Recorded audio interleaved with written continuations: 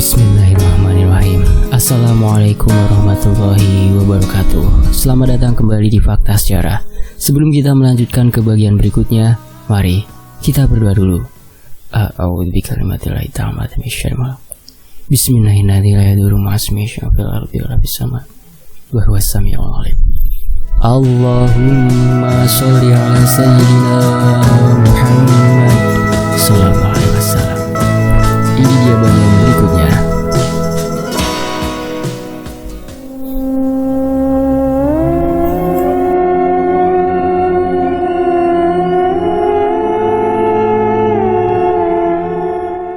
Saat aku berbelanja di pasar Jaten, aku mengeluh atas warungku yang sepi dan dengan segala keanehannya kepada pedagang sayur langgananku. Tak disangka, keluhanku didengarkan oleh Mbak Erlin yang kebetulan lagi belanja juga. Ya udah, Bang Andi, ayo aku antar ke rumah orang pintar, tawarnya sumringah. Mbak Erlin terus menatapku. Gimana ya? Dalam hati aku masih ragu, karena sebelumnya aku disuruh ke rumah laki-laki pesilat itu, namun sayangnya ia sedang berada di Kediri. Ayolah Bang, ajaknya setengah memaksa. Ya sudah, besok anterin ke sana ya Mbak, ucapku lesu. Aku segera pulang menaiki motor tuaku. Abang lesu banget hari ini. Abang lapar? Tanya Ani yang sedang menjemur pakaian di belakang rumah. Matanya menatapku khawatir. Enggak dek, abang kepikiran sama warung. Akhir-akhir ini warung kita sama sekali gak ada pembeli, keluhku. Aku berjongkok sambil menyangga dagu, kemudian menyandarkan kepalaku di tembok. Beberapa hari ini, ketika ada orang yang mau mampir, hanya melihat saja, lalu cengar-cengir gitu dek. Kenapa bisa gitu ya bang? Ucap Ani yang tiba-tiba jadi muram, sambil meletakkan jari telunjuknya di dagu, lalu digerak-gerakkan. Matanya melihat ke arah langit. Abang ke rumah Bang Denny aja, kata Ani yang masih sibuk dengan jemurannya. Diperas, dikibaskan, dihangerin, lalu digantungin di tali jemuran. Udah dek, tapi Bang Denny sedang ada keperluan di Kediri, jawabku lesu. Aku duduk tercenung. Ya udah bang, ditunggu aja sampai dia pulang, ujarnya Ani. Ani meletakkan ember di pojokan, lalu menghampiriku dan mendekat ikut duduk di samping, bergelayut manja di lengan sembari menyandarkan kepalanya di bahuku. Abang jangan pusing ya, tungguin sepulangnya Bang Denny aja, ujarnya sembari mencium bahuku berulang-ulang.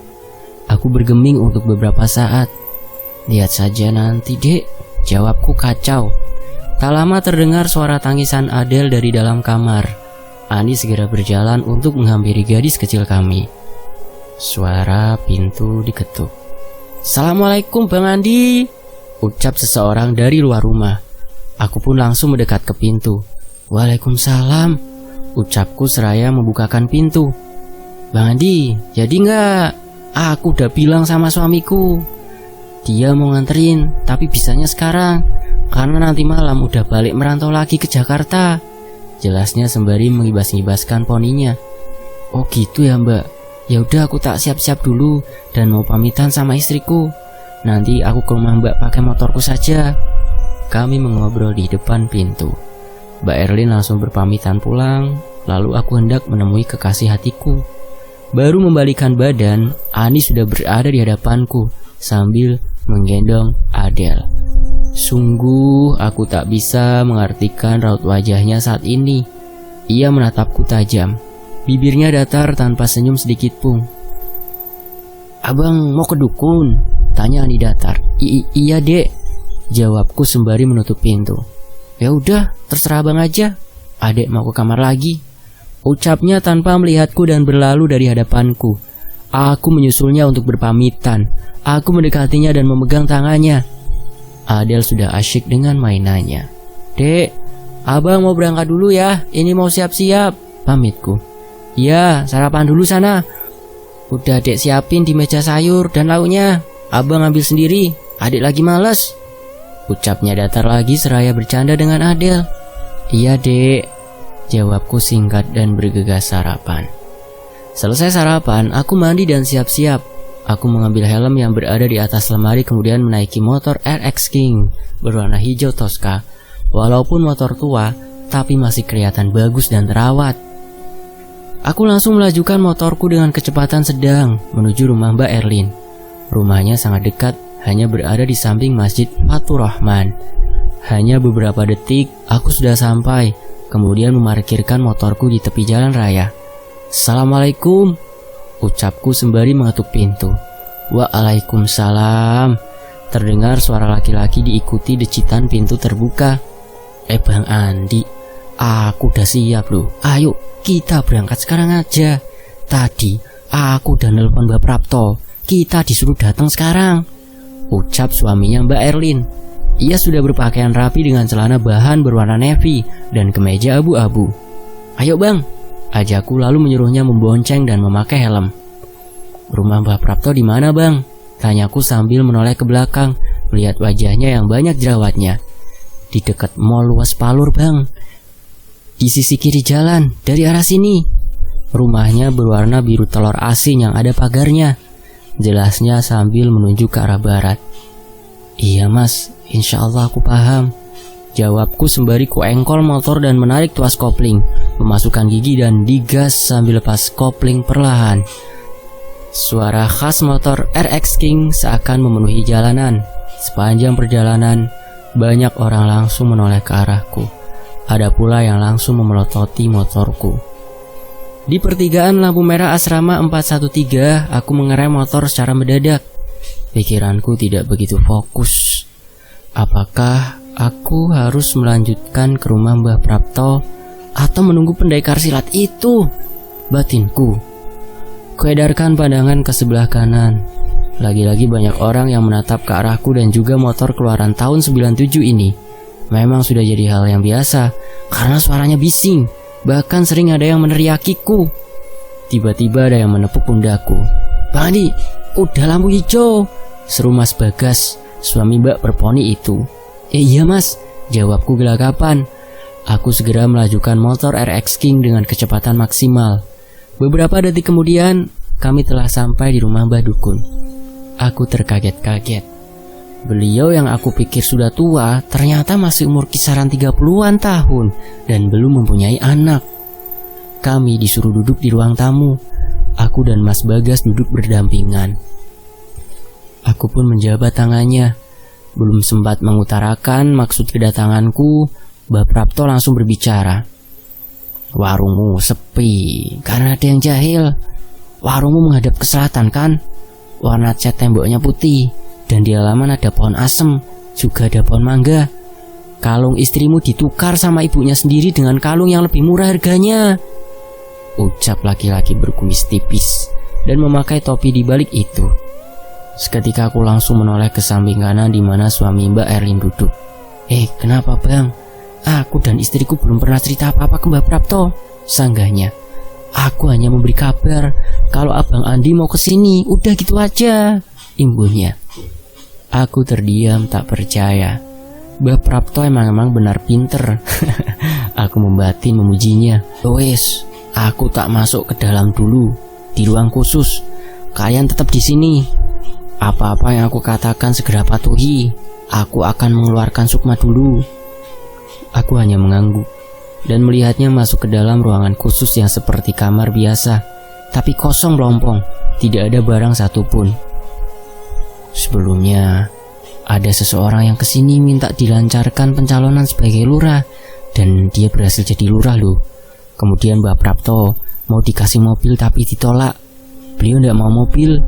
Semisal beliau meminta imbalan, otomatis kan sekarang udah kaya, rumahnya pasti juga bagus. Namun Mbak Prapto tetap hidup sederhana, tidak ingin memanfaatkan kepintarannya atau kelebihan yang telah dimilikinya, ungkap Mas Bagas.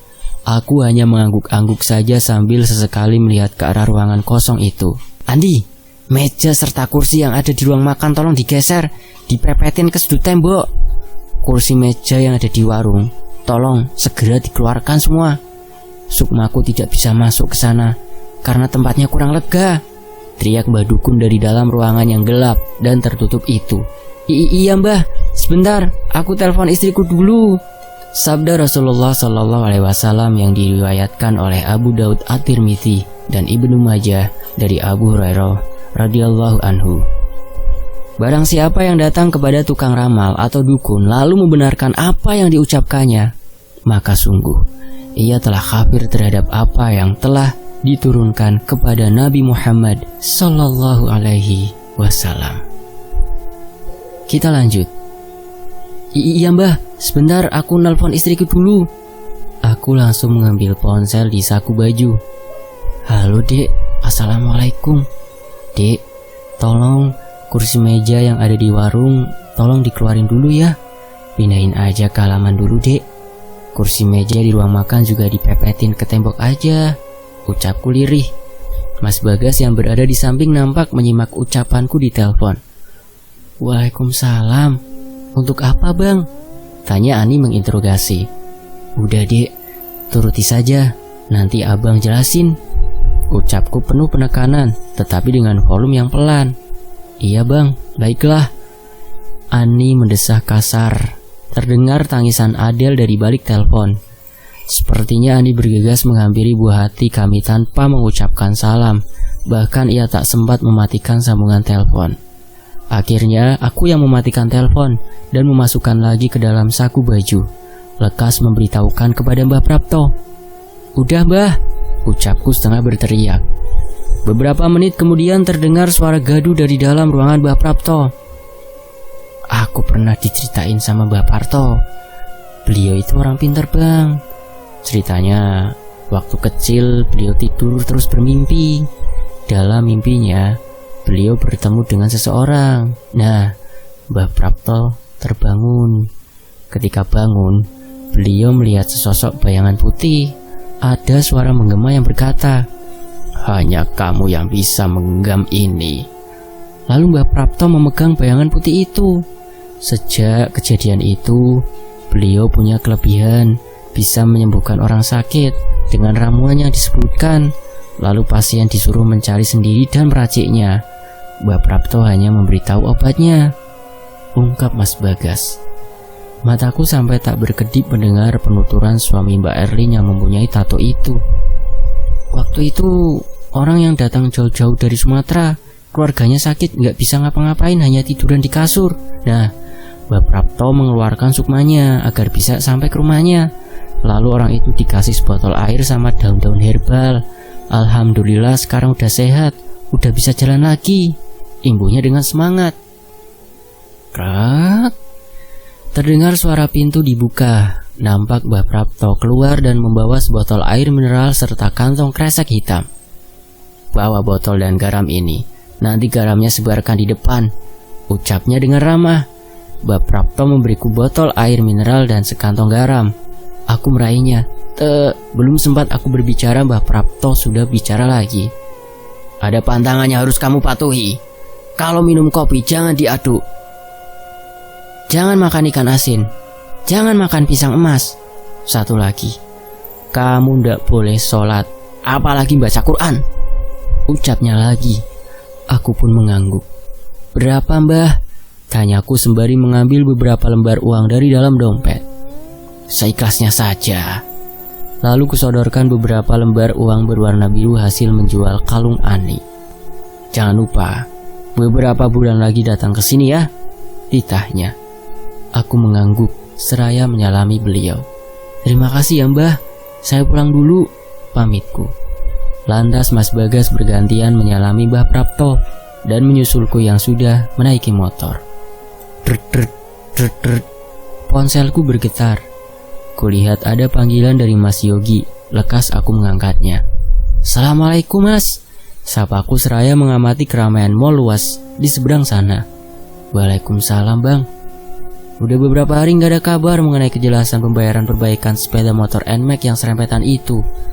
Kakak ipar Bang Andi menyuruhku untuk meminta kepada Bang Andi, padahal motor sudah diambil oleh pemiliknya. Montir dealer Yamaha itu meminta pertanggungjawaban dariku. Aku mendesah kasar. Insya Allah sebulan lagi ya mas, nanti aku yang akan mengantarkan ke rumah mas. Pintaku meminta kelonggaran waktu. Ya sudah, aku pegang omongan abang, ujarnya lalu mematikan telepon setelah mengucapkan salam. Aku menoleh ke samping hendak memanggil suami Mbak Erlin. Ternyata Mas Bagas sedang memandangi ke arah jalan. Bang, tunggu sebentar ya. Tadi istriku telepon minta dibelikan buah apel, katanya seraya berjalan menyeberang menuju pedagang buah yang berjejer di depan mall. Aku menyusulnya dengan mengendarai motor. Mas, ayo pulang. Aku harus segera siap-siap untuk jualan nanti sore, ajakku sembari melihat matahari. Agaknya sekarang sudah mendekati waktu zuhur. Setelah Mas Bagas membayar kemudian menaiki motor, duduk di belakangku. Aku langsung melajukan motor tuaku menuju rumah dengan kecepatan tinggi. Bang, nanti turunkan aku di depan rumah ya, seru Mas Bagas sambil menepuk pundakku. Aku mengangguk. Saking kencangnya, refleks laki-laki yang sedang kubonceng memegang bahuku. 3 menit kemudian, kami sudah sampai di rumah Mbak Erlin. Wanita berponi itu langsung menghambur menggandeng Mas Bagas.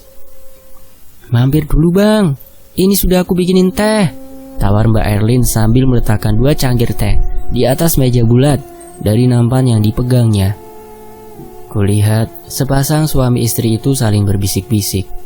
Aku tidak bisa mendengarnya.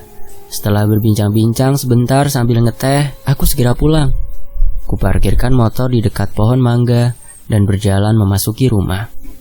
Ketika hendak menutup pintu, aku dikagetkan oleh sesosok wajah cantik putih-putih. Baru pulang bang, sungut Ani yang masih memakai mukena berwarna putih berenda. Iya dek, jawabku sedikit takut. Takut Ani marah. Tadi Adel nangis. Akhirnya aku menitipkan Adel ke Mbak Erlin dan bergegas melaksanakan apa yang Abah suruh tadi. Punggas wanita yang sangat aku cintai.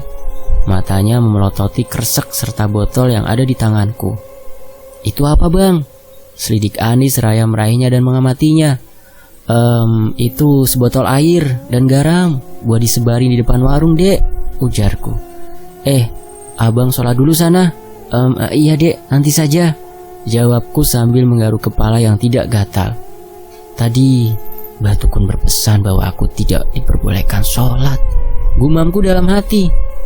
Kedua mata ini serasa berat dan pedih. Kuputuskan untuk tidur saja, merebahkan badan di kasur. Saat mata hendak terpejam, tiba-tiba sebuah tangan menarik kakiku. Aku berusaha keras membuka lebar-lebar mata ini, mengucek-nguceknya. Mulutku sedikit menganga.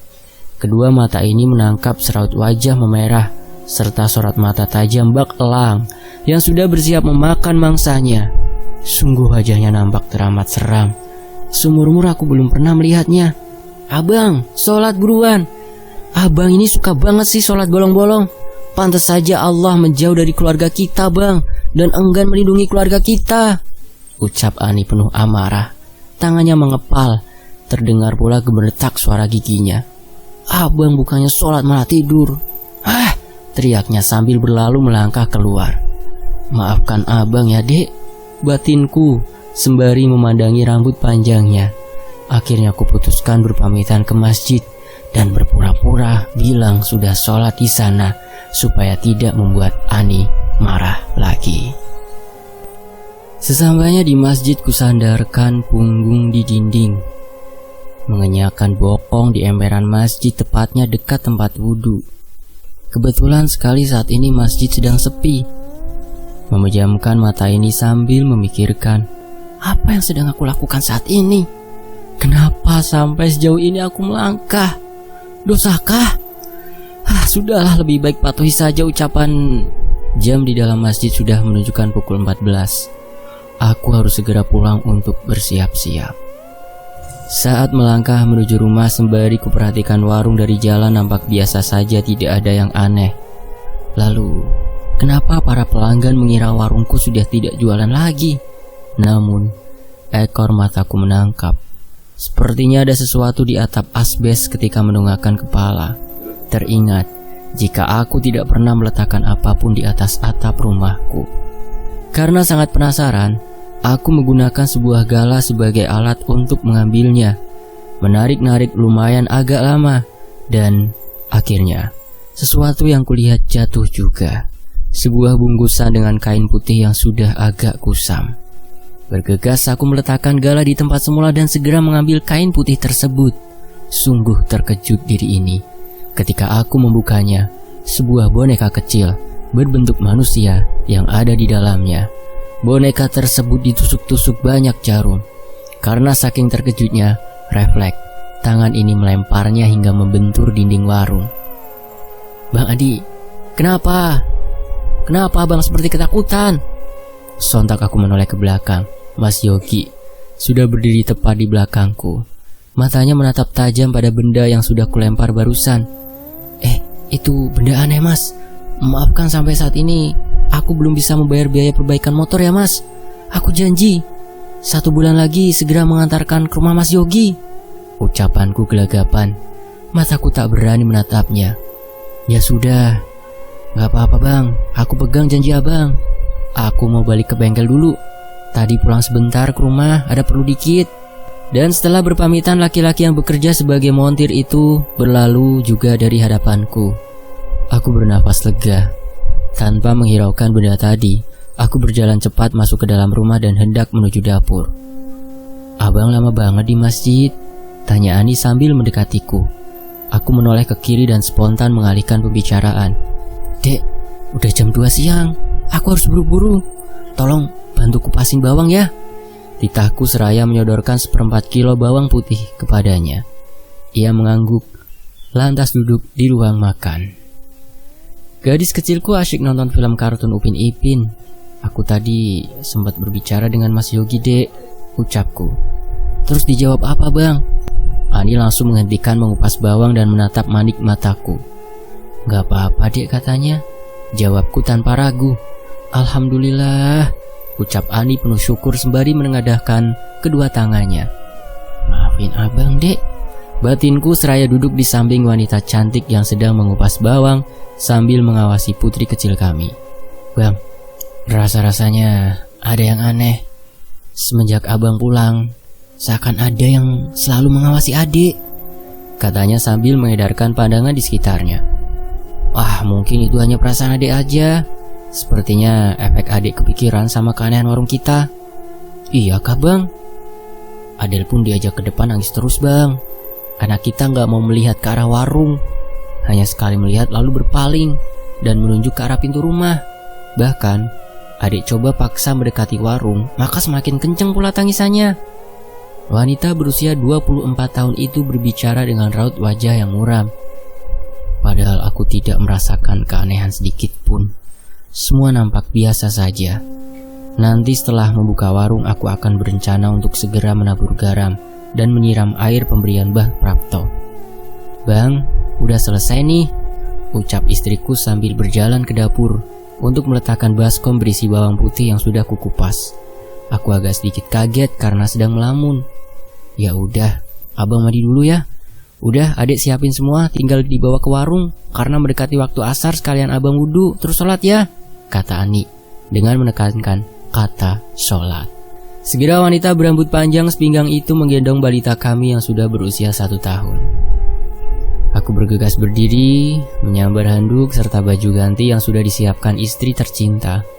Mengguyur raga ini dengan segayung air sungguh menyegarkan. Lagi-lagi kepikiran tentang kain putih yang aku temukan tadi. Tak mau berlarut-larut, cepat-cepat mandi dan segera membuka warung saja. Setelah bermain sebentar dengan Adel, kuputuskan membawa keperluan jualan ke warung. Namun sebelumnya, aku berpamitan ke masjid untuk berpura-pura sholat di sana.